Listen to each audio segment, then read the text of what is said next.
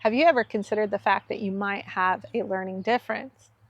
Are you an individual that has been diagnosed formally with a learning disability such as dyslexia, ADD, ADHD, or somewhere on the autism spectrum? So oftentimes, by the time people come to me and they're interested in the sound device and they're interested in how the sound device works, they've kind of given up, which makes me incredibly sad. If you have a learning difference, chances are you have a superpower. I tend to work with people that are incredibly intelligent. However, they tend to also be failing. I very quickly get them back on track and get them well on their way to their goals. I have a young lady that I'm working with right now, and when she came to me, she had a formal diagnosis of ADHD and she was failing math.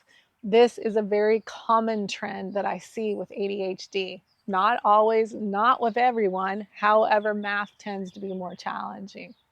In her words, she said, "Mrs. Kramer, I am flunking. It's awful. I hate math. Like not even a D. I am flunking." Within 6 weeks, we had her up to a C.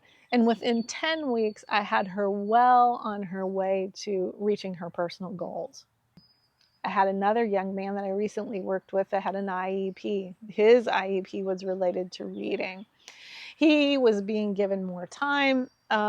His books were being read to him on his computer. He had the traditional support that is so oftentimes included with IEPs.